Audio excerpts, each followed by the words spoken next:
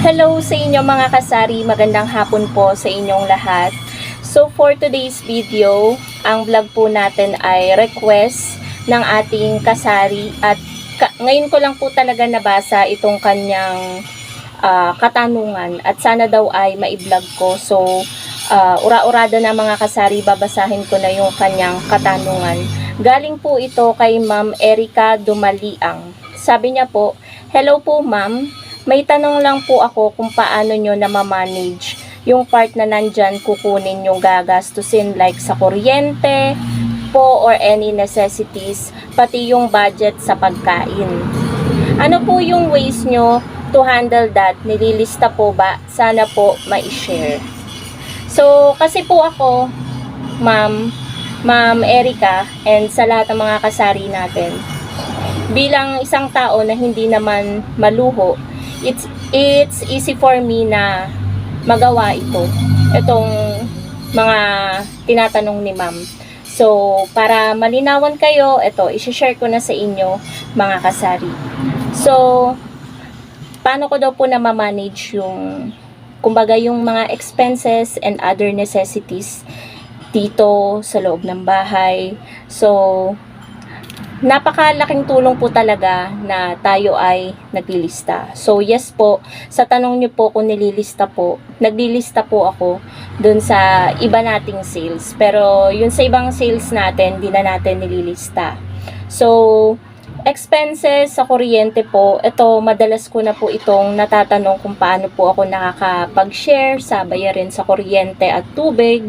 So, yung bayarin po sa kuryente at tubig, super thankful po ako na malaki po yung benta po natin parate sa yelo. Kaya po napo-provide po niya na makabayad po ako doon sa kuryente at tubig. At hindi po mga kasari biro ang bills po namin sa kuryente at tubig.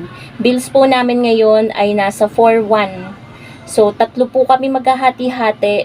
Nasa 1,300 mahigit yata yun. Pero meron na po akong pang-share dahil po, di ba po, sa panahon ngayon, tag-init, sobrang in demand po talaga. Marami po talaga naghahanap ng yelo. At take note mga kasari, umaga pa lang, parati na pong ubos yung aking panindang yelo. Araw-araw po yan, tayo gumagawa ng yelo. Kaya hindi po tayo kailangan talaga magpaubos, lalo sa panahon ngayon. I-grab po natin yung opportunity na ganyan kainit kasi sobra pong mabenta po talaga ng yelo. So, sa tubig naman po, expenses po natin sa tubig, ganun din po. Kumukurot din po ako ng pa-20-20 dyan para makapagtapong naman po ako sa bill namin sa tubig. Sa tubig naman po, 800 plus lang po yung aming bill sa tubig. Ngayon lang po talaga yan umabot ng 800 plus. Ang pinakamadalas namin na bill sa tubig, 600 plus, 700 plus. Ngayon lang talaga medyo tumaas.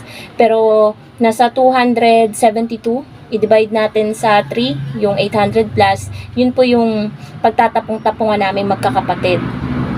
So, para sa akin, madali lang po ito. Kasi kung nasa sa puso naman po natin na, alam nyo, monthly naman kailangan natin talagang bayaran yung mga expenses na yan. So, kapag hindi tayo nagbayad, problema po yan. Siyempre, may negosyo tayo. Kailangan natin ng tubig araw-araw, kaya napakalaking problema po kapag tayo ay naputulan. So, paano ko po na ma-manage yung ganito? For example, tulong na rin ng bukod-bukod yung sales natin. Mas mapapadali po kasi yung buhay, yung pagtitinda natin, lalo na kung may sari-sari store po tayo na bukod-bukod po yung ating mga benta. Sa yelo, sa bigas, sa sigarilyo, sa GCash. Ayan, malaking tulong din ang GCash mga kasari. And ano pa bang katanungan ni ma'am? And other necessities. Siguro yung mga ibang pangangailangan.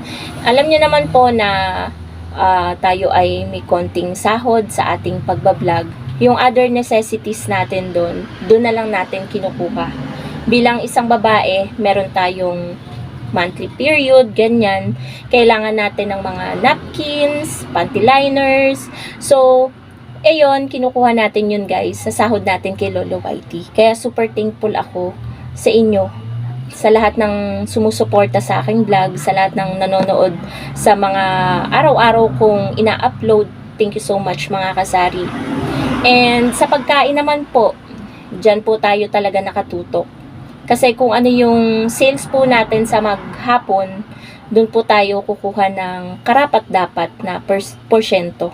For example, yung tubo naman natin, pagpapatong naman natin sa sari-sari store, hindi naman natin yan masasabi mga kasari na 10% lang. Kasi meron tayo minsan umaabot pa ng 20%, ganyan. So, ipagpalagay natin na 15%. Kung tayo ay may sales na 2,000, I think mga 300 yata sa atin doon kung 15% yung kukuhanin natin. So, sa 2,000 times 0.15, meron nga tayong 300 pesos. So, malaki-laki na yun. Pero yung everyday sales or everyday gastos naman naman mga kasari, naglalaro lang yan sa 200 pesos. Bilang isang hindi maluhong tao po mga kasari. So, sa pagkain po namin, medyo nade-distract ako para kasi mayroong papalapit mga kasari. I-check ko lang.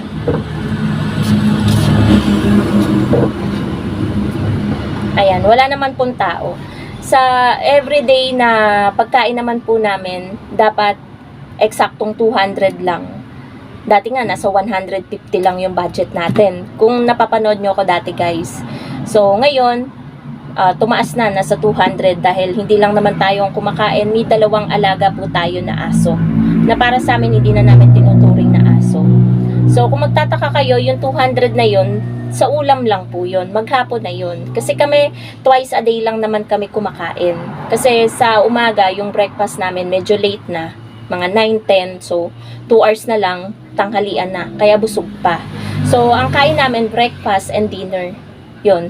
Kaya medyo nakakatipid kami. Hindi naman as in sa nagtitipid kami, busog lang talaga kami pa kapag tanghalian. And nasanay na rin mga kasari yung tiyan ko, na hindi kumakain ng tanghalian. Mahalaga naman talaga na meal is umaga. Kaya doon kami nagpo-focus talaga sa breakfast and then dinner. Kasi mahaba naman yung oras ng pahinga natin sa madaling araw, kaya kailangan talaga natin kumain ng dinner. So, ano pa ba mga kasari masashare ko sa inyo? Kung magtataka kayo, ba't sa ulam lang yun? Kasi kami po, bumibili na po monthly ng 25 kilos. Abot naman po siya sa amin ng 1 month, yung 25 kilos na bigas. At yun po, hindi ko po kinukuha dito sa sales ng tindahan. Kinukuha ko po yun sa sahod ko din po kay Lolo YT. Hindi naman po kalakihan yung sahod po natin mga kasari. Huwag kayong mag-expect na sumasahod ako ng 100k. Hindi po. Syempre, konti lang naman po yung ating subscribers. Siguro yung sinasahod natin, 4 digit pa lang. Hindi pa po tayo umaabot mga kasari sa 5 digit. 4 digit pa lang yung ating sinasahod. Pero super thankful na po ako doon na monthly po tayo sumasahod dito sa ating munting pagbablog, pag-share sa inyo about sari-sari store business. So, ayun. Meron lang days dumaan bata. Marami na kasing mga bahayan dyan guys. Ayan, nagtatahulan ng mga aso. Kasi kalilipat lang nila dyan, kaya hindi pa familiar yung mga aso-aso namin dito. So, ayun.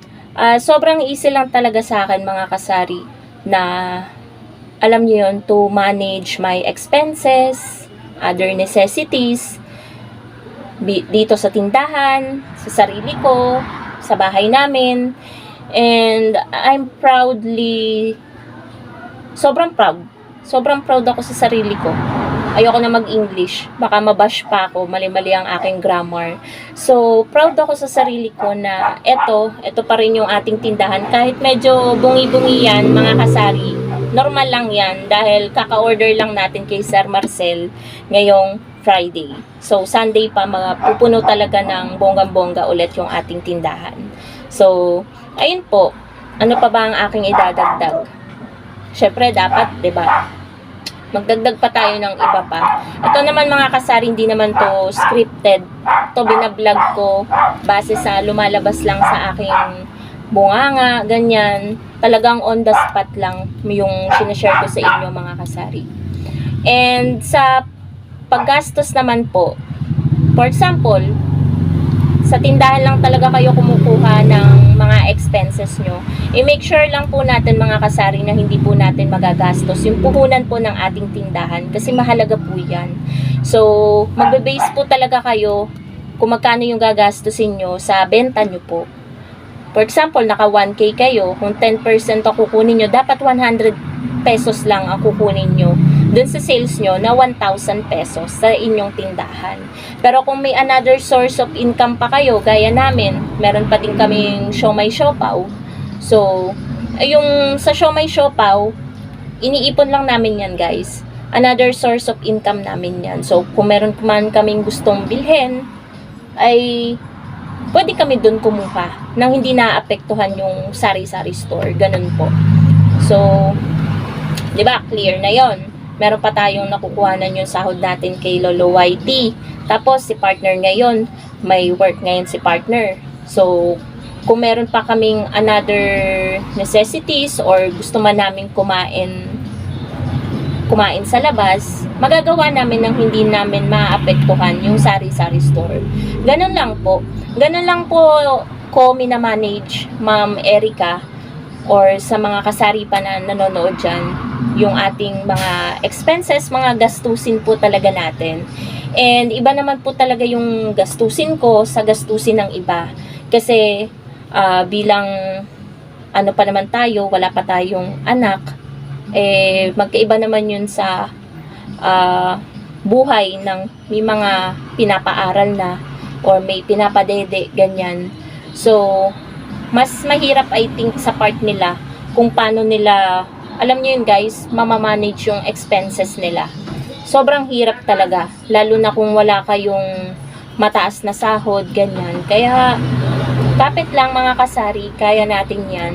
Basta magkakasundo, ganyan, work hard, makakaya natin yan i-manage. Basta sa isip lang natin, clear lang yung isip natin, kung ano yung mga bagay na kailangan, ay yun lang muna yung bilhin natin. At kung may konting sobra naman sa pera natin, doon po tayo kumurot ng mga gusto nating bilhin. So yun lang naman po yung aking masashare po sa inyo, Ma'am Erica Dumaliang. And sa lahat ng manonood, nakakapanood nito, manonood pa lang ng mga kasari natin, sana nag-enjoy po kayo dito sa aking vlog.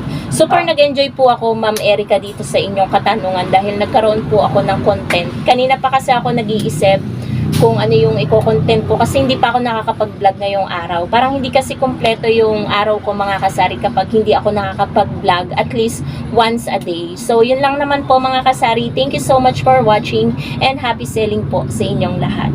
Bye guys!